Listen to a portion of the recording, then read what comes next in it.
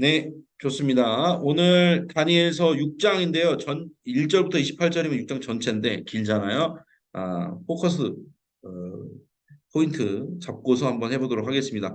19절에서 22절입니다. 6장 19절에서 22절. 제가 가지고 있는 성경 구약 성경 1244면입니다. 1244면 잘 찾아주시고요. 제가 19절부터 22절을 읽어드리도록 하겠습니다. 이튿날에 왕이 새벽에 일어나 급히 사자굴로 가서 다니엘이 든 굴에 가까이 이르러서 슬피 소리질러 다니엘에게 묻되 살아계시는 하나님의 종 다니엘아 내가 항상 섬기는 내 하나님이 사자들에게서 능히 너를 구원하셨느냐 하니라.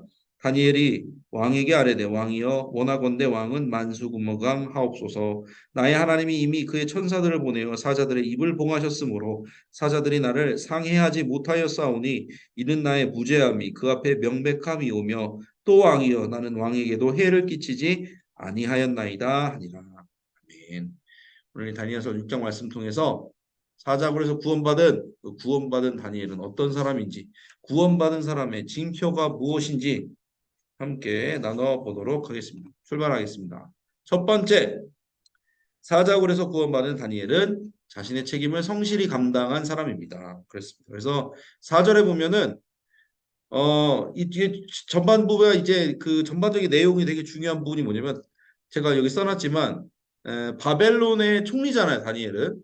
그 바벨론이 전국을 127개도로 나누고 지역을 관리하는 지역 관리들을 120명 그리고 전국을 다스릴 총리가 총 3명이 있었어요. 그런데 그 중에서 다니엘은 포로 출신이잖아요. 포로 출신에도 불구하고 그 탑3 안에 들어간 사람이에요. 그런데 그 바벨론 왕은 어떻게 했냐면은 다리 왕은 이제 바사왕, 다리 왕은 전체를 맡을 총관 이 3명 중에서도 최고를 뽑으려고 했는데 그게 누구예요? 다니엘이었던 거예요. 그런데 이 사람이 시기 질투가 있잖아요. 그 탑3 중에서도 첫 번째가 된 다니엘한테 시기 질투를 느끼고 찾아본 거예요. 이 어떻게 하면 이 다리오 왕의 마음을 움직여서 다니엘을 어떻게 좀 해볼까. 근데 다니엘이 털어도 흠이 없어요. 먼지가 안 나오는 사람이란 말이에요. 그래서 결국에 이 사람은 고발할 단서를 찾은 게 뭐예요?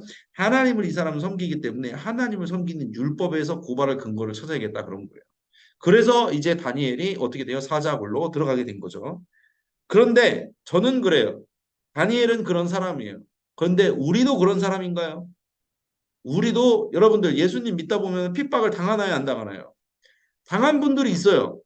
이상하게 일이 꼬이는 분들도 있고 사람들이 나한테 해코지를 하는 것처럼 느껴질 때가 있어요. 그런데 중요한 건 뭐냐면 제가 빨간색 글씨를 써놨어요. 그리스도인은 비난과 비방에 익숙해져야 된다고 써놨어요. 무슨 말이냐면 그리스도인은요 칭찬받는 거에 익숙한 사람이 아니라 비난받는 거에 익숙한 사람이에요. 근데 우리는 어때요? 칭찬받고 싶죠, 여러분? 그런데 원래 예수님 믿는 사람들은 우리나라 지금 이 시대 빼고는요 다 핍박받았어요. 예수님 믿는 사람들은 다 욕먹고 다 핍박받았어요. 근데 우리만 특이 케이스로 칭찬을 지금 되게 많이 받고 있어요. 상급이 떨어지겠죠, 다른 시대들보다. 그죠? 그거는 확실한 것 같아요.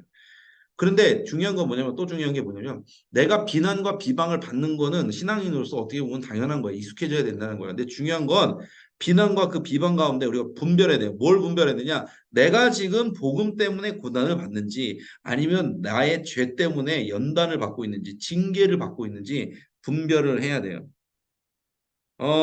제가 요즘에 이제 즐겨서 이렇게 보는 분들 결혼정보회사 관련 정보를 되게 많이 봤습니다.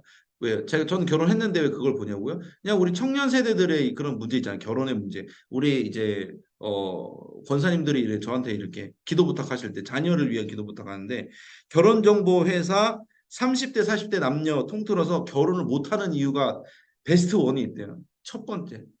뭔지 아세요? 3, 40대 남녀가 결혼을 못하는 이유. 뭐 여러 가지 뭐 자질구레한 뭐 이유가 있겠지만 그냥 결혼정보 회사에 있는 그 오래 일한 그 분들이 직원분들이 봤을 때 왜 그런 것 같아요, 여러분? 이유가 하나가 첫 번째 베스트 이유가 뭐냐면 자기 객관화가 안 돼서 그렇대요. 무슨 말이냐면 예를 들어 이거예요. 지금 내가 30대 40대야. 30대 말 40대 초야.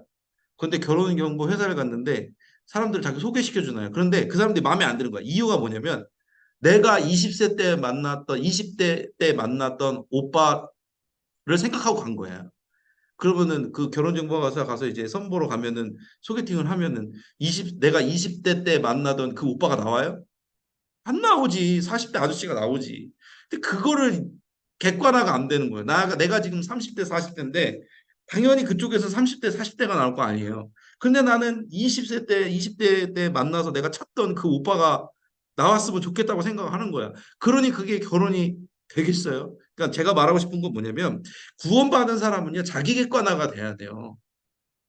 내가 어떤 거에 취약한지를 알아야 돼요.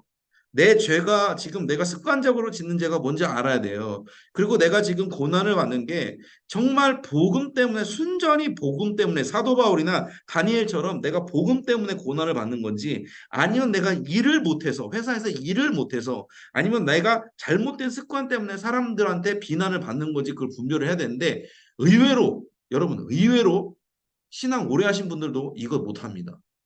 왜? 내가 안 보이는 내가.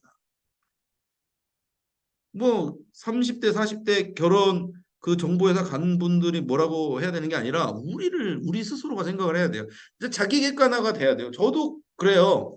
저는 제가 잘하고 있는 줄 안다니까요. 그 문제라니까 칭찬받는 것만 좋아해서 큰일 났어요, 저는. 이거 어떻게 써요? 주님이 다듬어 주셔야지. 가끔씩 아내가 촌철살인을 할 때가 있어요. 그냥 저희 아내는 잔소리를 안 합니다. 그냥 지나가다가 한 말 딱 던져요. 그러면 깊이 생각해야 돼요. 왜 우리 아내가 이런 얘기를 했을까? 근데 그게 맞아요. 왜? 저희 아내는 이제 믿음이 3대거든요. 그러니까 딱 보면 이제 목사님들도 많이 만나봤고 그러잖아요. 그러니까 많이 만났다는 게 연애를 했다는 거 아닙니다. 오해이고. 어렸을 때부터 신앙생활을 했기 때문에 많은 목사님들을 만나서 얘기를 많이 들었을 거 아니에요. 말씀도 많이 듣고 목사님이 하는 것도 보고 그렇기 때문에 저의 행동에 대해서 이렇게 코치 아닌 코치를 이렇게 지나가면서 한마디씩 해줘요. 근데 그게 진짜 만들 때가 많아요. 그 뭐예요? 나는 나를 잘 몰라요. 저는 제가 목사인데도 그런 습관이나 잘못된 습관을 잘 모를 때가 많단 말이에요. 진짜 무서운 게 여러분 뭔지 아세요? 제가 안양교에서 전도사 했다가 목사 됐잖아요. 전도사 됐을 때는 목사님들이나 다른 분들이 나한테 뭐라고 하는 사람들이 있었어요. 그런데 목사가 딱 되니까 나한테 아무도 뭐라고 안 해요. 그게 전 너무 무서워요. 여러분 안 무서우세요? 여러분 나한테 뭐라고 하는 사람이 없는 게 무서운 거예요. 왜? 내가 잘못 가도 날 고쳐줄 사람이 없는 거예요. 다니엘은 자기의 책임을 성실히 감당한 사람인데 이게 됐던 거예요. 내가 뭘 잘못하고 뭘 잘하고 지금 내가 복음으로 핍박받고 있는지 아니면 내가 뭘 잘못해서 고난을 당하는지 연단을 받는지를 알았던 사람이에요. 여러분 진짜 우리가 해야 될 건 뭐냐면 하나님 앞에 무릎 꿇고 주님 저 지금 잘하고 있는 거 맞나요? 나 지금 괜찮은 건가요?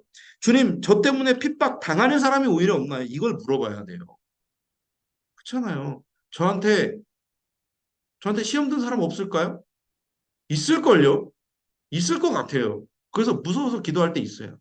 주님, 제가 잘못한 언행을 통해서 제가 잘못된 목회적인 잘못된 습관이나 제가 다듬어지지 않는 부분 때문에 상처를 받은 교인이 있다면 주님 회개합니다.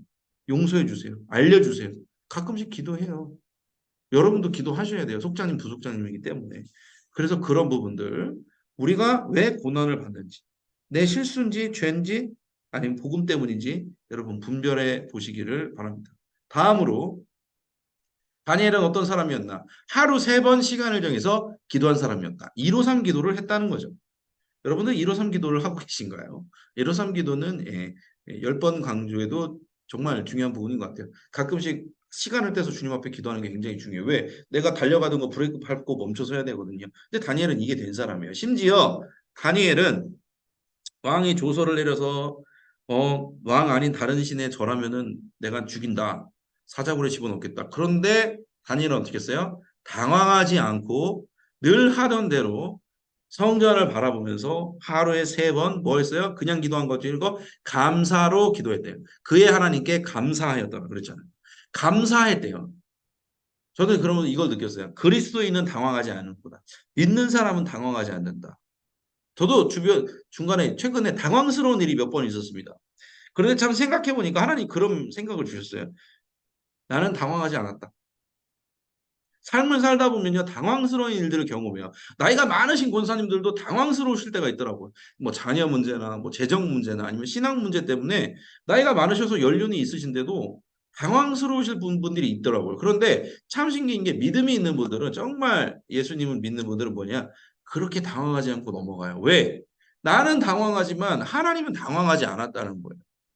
그러면은 내가 예수님을 믿고 하나님을 진짜 믿으면 넘어갈 수 있는 거잖아요. 내가 당황한 게 문제가 되지 않아요. 하나님이 당황하지 않으면 된 거지. 그래서 진짜 기도하는 사람은요, 당황하기보다도 물론 조금 당황할 수 있겠죠. 하지만 빨리 넘어가서 기도한다는 거죠. 훈련이 돼 있는 거예요. 당황하지 않고 그 시간에 부하내동하지 않고 기도하는 사람, 훈련이 된 사람, 그 사람이 정말 믿음 있는 사람이고 그 사람이 구원받은 증거가 있는 사람인 거죠. 이거는 훈련인 것 같아요. 다니엘은 그만큼 훈련한 사람이에요. 그래서 우리도요, 문제를 만나면요, 어떤 사람인지가 대본에 나온다니까요. 문제를 만나서 당황하고 이상한 소리를 하고 사람한테 상처를 주는 말을 하는 사람이 있어요. 너무 당황하니까 옛날 습관이 나는 거. 저도 그래요. 저도 목사인데 옛날 습관이 가끔씩 튀어나와서 제가 당황스러워요. 옛날 습관이 내가 튀어나와서 내가 당황스러워요. 그거를 당하는 사람은 얼마나 당황스럽겠어요. 그러니까 문제를 만나면 그 사람의 진짜 성품이 나온다고 하잖아요. 문제를 만나면 믿음이 나와요. 문제를 만나서 기도가 나오는 사람은 그 사람은 그리스도인입니다. 여러분은 문제를 만나면 뭐가 나오시나요? 소관분들한테 먼저 물어보세요. 문제를 만나면 당황스러운 일을 겪으면 어떤 말이 먼저 나오는지, 어떤 생각을 먼저 하는지, 그러면 기도가 나오는지, 그거 한번 소관분들한테 물어보세요. 좋은 나눔이 될 것 같아요. 그래서 하루 3번 시간을 정해 기도할 수 있다는 건 구원받은 사람의 특권이자 잘 훈련된 사람의 표본 같은 겁니다. 그래서 여러분들도 시간을 정해서 늘 기도해서 당황하지 마시기 바랍니다. 세 번째, 다니엘은 온전한 믿음으로 구원받은 사람이다. 이렇게 나와 있어요. 그래서 23절에 보니까 다니엘을 이제 사자고 해서 끌어올리니까 조금도 상하지 않았다고 나와요. 그런데 그 이유가 뭐라고 나와요? 그가 자기의 하나님을 믿음이었다. 그러니까 믿음이 있었기 때문에 하나님이 그를 지켜주셨다. 그런데 다니엘의 믿음은요, 그냥 우리가 생각하는 그런 믿음이 아니라 내가 기도하면 하나님이 보호해 주시겠지, 하나님 나를 살려주겠지 이런 믿음이 아니에요. 하나님이 나를 구원해 주실 거라는 추측성 믿음이 아니라 뭐였냐면은 난 죽어도 좋다예요. 진짜 믿음은 뭐냐면요, 난 죽어도 좋다예요. 다니엘과 세 친구 제가 써놨잖아요. 빨간 글씨 다니엘 3장 18절에 다니엘의 세 친구가 왕이시여 그렇게 하지 아니하실지라도 우리는 왕에게 절할 수 없습니다. 그렇게 말하잖아요. 우상에게 절할 수 없습니다. 하나님만 섬기겠습니다. 이 믿음이 다니엘에도 있었던 거예요. 여러분, 진짜 믿음이 뭐라고요? 내가 살아난 하나님으로 말면 내가 하나님께 기도했을 때 하나님이 내 소원을 들어줬으면 좋겠다. 들어주실 거야라는 믿음이 진짜 믿음이 아니라 내가 잘못되더라도 내가 죽더라도 하나님 믿고 죽겠다. 이게 진짜 믿음인 거예요. 그러니까 죽음보다 믿음이 앞서야 돼요. 죽음이 두려워서 기도하는 게 아니라 죽어도 괜찮다라는 믿음이 있어야 돼요. 여러분 어떤 믿음이 갖고 있나요?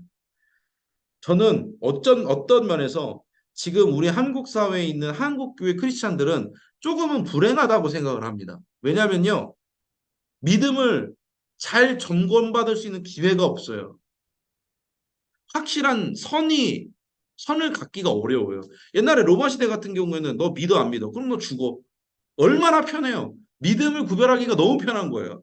왜? 예수 고백하면은 사는 거고 예수 고백 안 하면 죽는 거예요. 근데 요즘 사회 그래요? 예수 고백하면 죽고 예수 안 고백하면 뭐 살아요? 그런 게 아니잖아요. 애매모호해. 선이 애매모호해. 그런데 이게 우리한테는 좀 불행한 거예요.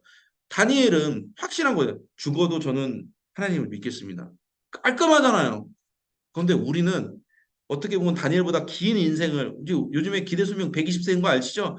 120살, 100살, 120살의 긴 인생을 살면서 이 믿음을 점검받을 만한 일이 없는 분들이 있어요. 얼마나 이거 안타까운 일입니까, 여러분? 우리의 믿음은요, 일이 잘 될 거라는 믿음이 아니에요. 내가 하나님 잘 믿으면 주님이 나의 자녀에 대한 기도 제목 이루어 주시겠지. 주님이 내 앞길을 비춰 주시겠지. 아니, 그것도 믿음이에요. 그런데 진짜 온전한 믿음 뭐냐면 나는 망해도 주님을 믿을 것입니다. 나는 인생을 주님께 걸었습니다. 망할지라도 내가 잘못될지라도 나는 주님을 떠나지 않겠습니다. 이게 진짜 믿음이잖아요. 여러분들 인생이 있어서 인생 한 번이잖아요. 신앙생활도 한 번이에요. 근데 저는 정말 간절히 원하는 건 여러분들이 그냥 성경 속에 있는 이런 선조들의 믿음을 구경하지만 않았으면 좋겠어요. 좀 체험을 하셨으면 좋겠어요. 저도 저한테도 하는 말이에요. 목사로 살면서 그냥 몸 편하고 마음 편하게 목회하는 게 아니라 그럼에도 불구하고 내가 주님을 따르는 거. 우리 담임 목사님 항상 말하잖아요. 그럼에도 불구하고 나도 그럼에도 불구하고 내가 주님을 믿고 있는지 늘 점검받고 그 안에서 믿음이 성장했으면 좋겠어요. 인생 한 번이잖아요. 잘 믿어야 되잖아요. 그냥 어영부영 옵션이 아니잖아요. 믿음 여러분. 제가 그냥 일반 성도님들 있으면 이렇게 강하게 말 못해요. 근데 속장님들, 부속장님들이시고 신앙생활 그래도 하셨고 들을 귀가 있으시니까 이 말하는 건데 우리의 뜻이 이루어지고 안 이루어지고는 사실 별로 중요하지 않잖아요.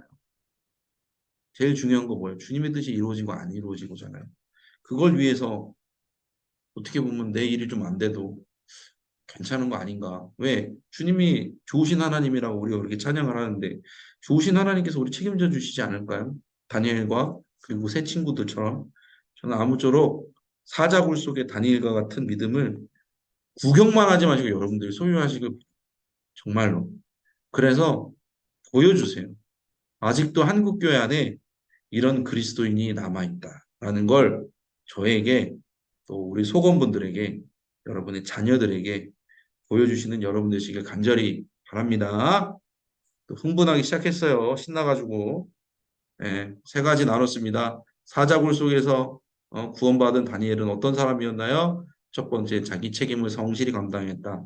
내가 받는 고난이 복음 때문인지 내 약점이나 죄 때문인지 그거 구별할 수 있었다. 하루 3번 시간을 정해서 기도했다. 당황하지 않았다. 당황하는 대신 기도하는 사람이었다. 왜? 훈련이 돼 있는 사람이었기 때문에 훈련돼 있는 기도자였다. 세 번째, 온전한 믿음으로 구원받은 사람이다. 아, 주님, 이렇게 내가 이렇게 하면 살려주시겠지. 이게 아니라 내가 죽더라도, 내가 잘못되더라도 나는 주님만을 섬기겠습니다. 고백하는 온전한 믿음이 있었다라고 오늘 함께 이야기를 나눴습니다. 그렇게 기도하는 우리 되길 바랍니다. 자, 공지사항 가도록 하겠습니다. 여러분의 얼굴 보면서. 자, 현장에 모여서 함께 예배하는 하반기를 만들어 가려고 합니다. 온라인 예배만 드리는 분들, 성도님들 명단을 6월 30일까지 속회복으로 잘 알려주시면 되겠습니다. 이분들을 저희가 총 이렇게 명단을 작성해서 저도 기도하도록 하고요. 매주 수요일, 이 시간이죠? 현장 예배 아직 못 오시는 분들, 한 달에 한 번도 현장 예배 못 오시는 분들, 여러 가지 사정이 있겠죠. 이분을 정죄하는 게 아닙니다. 이분들을 정말 긍휼히 여기면서 이분들의 이름을 불러가면서 기도하시기 바랍니다. 9월부터 현장 예배 참여하도록 권면하고 하반기 속회대회를 통해서 온라인 예배만 드리는 성도님들 또 신방하고 제가 또 만나도록 하겠습니다. 자, 온가족 감사 새벽기도회가 7월 1일 토요일 오전 5시 30분에 예루살렘 성전에서 있습니다. 7월 1년에 한 해가 이제 절반이 마감이 됐잖아요. 1년에 새로운 절반을 시작하면서 감사로 하나님 앞에 나아가는 시간이 되셨으면 좋겠습니다. 맥주 감사 주일이 그 다음 날이죠. 주일날 맥주 감사 주일이 있습니다. 상반기 동안 하나님께 함께 하신 하나님께 감사하면서 헌금 잘 준비하시고 하나님께 정성으로 또 드리실 수 있는 믿음이 있으시길 바랍니다. 계속해서 생명살림 캠페인은 진행하고 있습니다. 자, 이 시간에 함께 또 통성으로 기도하는 시간 갖도록 하겠습니다. 아까 말했던 다니엘 같은 믿음 하나님 있길 원합니다. 구경하는 믿음이 아니라 진짜 다니엘처럼 온전한 믿음이 있게 하여 주시옵소서. 잘 분별하고 기도에 훈련이 되어 있고 온전한 믿음이 있는 내가 되길 원합니다. 속회와 교회를 위해서 함께 기도해 주시고 담임 목사님을 위해서도 기도해 주시고 아까 말씀드렸죠. 속회 가운데 온라인 예배만 드리는 분들이 있습니다. 현장에 나와서 현장의 감격을 느끼실 수 있도록 만약에 그런 어떤 짐이 되는 부분들이 있다면 그 인생에 있는 짐들, 문제들이 해결되어서 주님 앞으로 나올 수 있도록 이 시간 함께 기도했으면 좋겠습니다. 주여 믿습니다 하시고 함께 기도하며 나아갑니다. 주여 믿습니다. 사랑과 은혜 주님 감사합니다. 오늘 다니엘의 저의 말씀을 통해서 하나님 깨닫게 해주심에 감사합니다. 주님 우리 안에 다니엘처럼 온전한 믿음이 있기를 원합니다. 그래서 이런 사람들이 있구나 구경하는 믿음이 아니라 내가 믿음의 주인공이 되어서 하나님 그리 아니하실지라도 주님을 섬기겠다는 믿음, 그리 아니하실지라도 내가 주님을 붙들겠다는 믿음이 있게 하여 주시옵소서. 이 분별의 지혜도 있기 원합니다. 나의 죄에서 비롯된 것인지 아니면 정말 내가 복음 때문에 고난을 받는 것인지 분별할 수 있는 지혜를 허락하여 주시옵소서. 우리의 그 지혜를 통해 더 많은 사람들에게 복음을 전할 수 있는 나로 거듭나지길 원합니다. 주님, 나를 다듬어서 사용하여 주시옵소서. 다니엘과 같은 믿음의 사람 되길 원합니다. 하나님, 우리를 안양감리교회에 불러주심에 감사합니다. 우리 사랑하는 성도들도, 속회원들도 하나님의 말씀을 나누면서 나아갈 때 진정한 믿음의 용사로 거듭나게 하여 주시옵소서. 그저 내 소원을 아뢰고 내 소원을 얻어내는 것뿐만 아니라 하나님의 뜻이 무엇인지 알 수 있고 하나님의 뜻을 따라 섬길 수 있고 내 뜻이 아닌 주님의 뜻을 먼저 앞에 둘 수 있는 그런 모든 소원들 낼 수 있도록 역사하여 주시옵소서. 깨어서 기도하는 훈련이 될 수 있는 우리가 될 수 있도록 도와주시옵소서. 사랑하는 담임 목사님, 강건함 주시고 단검연축 모든 질병들을 다 떠나가게 하여 주시고 다니엘처럼 굳건한 믿음으로 쓰임받는 주님의 종 될 수 있도록 도와주시옵소서. 하나님, 우리 속회 가운데 아직 현장 예배 나오지 못하고 주저주저 하고 있는 여러 가지 상황과 환경 때문에 어려움 속에 봉착해 있는 성도님들이 있습니다. 하나님, 그들의 기도를 들어주셔서 그들의 길을 넓혀주시고 시온의 대로처럼 주님 앞에 나와서 온전히 예배드릴 수 있도록 주님의 놀라우신 그 은혜를 정말 현장에서 체험할 수 있도록 도우시고 함께해 주시옵소서. 그들을 정죄하는 것이 아니라 그들을 불쌍히 여기고 그들을 긍휼히 여기시는 주님의 마음으로 우리가 기도하면서 나아갈 수 있도록 도와주시옵소서. 이렇게 우리를 인도해 주실 줄로 믿습니다. 1년의 절반까지 인도하신 주님을 찬양하며 기도할 때 인도하여 주시옵소서. 함께하여 주시옵소서. 사랑과 은혜 주님 감사합니다. 오늘 다니엘 저희 말씀 통해서 많이 깨닫게 해주심에 감사합니다. 하나님, 우리가 온전한 분별력이 있기 원합니다. 죄 때문인지 복음 때문인지 내가 받는 고난의 정체를 깨닫게 하여 주시옵소서. 다니엘은 당황하지 않았습니다. 기도했습니다. 우리를 기도의 사람으로 만들어 주시옵소서. 주님, 온전한 믿음이 있길 원합니다. 구경꾼 신앙, 정말 이 사람들처럼 되려는 것이 아니라 구경만 하는 신앙이 아니라 믿음의 주인공으로서 그럼에도 불구하고 아니하실지라도 믿어낼 수 있는 믿음을 소유한 우리가 다 될 수 있도록 도와주시옵소서. 안양교회로 불러주심에 감사합니다. 맡은 직분의 것들 잘 감당할 수 있도록 도와주시옵소서. 주님이 부르신 곳에서 충성하며 나아갈 때 누리는 축복을 우리가 경험하길 원합니다. 속회원분들 가운데도 동일한 은혜로 함께하여 주시옵소서. 여전히 코로나 상황에 연장으로 또 여러 가지 상황과 환경 때문에 아직 현장으로 나오지 못하는 많은 성도님들이 계십니다. 그들을 정죄하는 것이 아니라 정말 주님이 주시는 긍휼의 마음으로 그들을 위해서 사랑하면서 기도할 때 주님께서 그것을 들으시고 시온의 대로처럼 현장 예배로까지의 길도 열어주실 줄로 믿습니다. 그 가운데 우리를 사용하여 주시옵소서. 모든 것 감사드리며 사랑이 많으신 예수님의 이름으로 기도드렸습니다. 아멘. 네, 감사합니다. 찬송가 314장 내 구주 예수를 더욱 사랑 1절 찬양하신 후에 주기도문으로 마치도록 하겠습니다. 찬송가 314장 1절 찬양하고 주기도문으로 마칩니다. 내 구주 예수를 더욱 사랑 엎드려 비는 말 들으소서. 내 진정 소원이 내 구주 예수를 더욱 사랑 더욱 사랑. 아멘.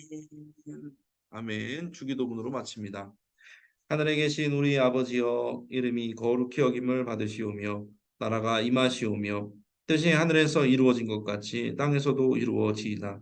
오늘 우리에게 일용할 양식을 주시옵고 우리가 우리에게 죄 지은 자를 사하여 준 것 같이 우리 죄를 사하여 주시옵고 우리를 시험에 들게 하지 마시옵고 다만 악에서 구하시옵소서. 나라와 권세와 영광이 아버지께 영원히 있사옵나이다. 아멘. 아멘. 애쓰셨습니다.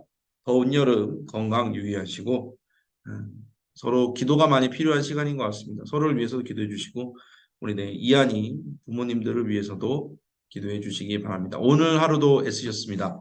평안한 저녁이 되시길 바랍니다. 저는 교회에서 또 여러분들을 뵙도록 하겠습니다. 감사합니다. 평안한 저녁 시간 되시기 감사합니다.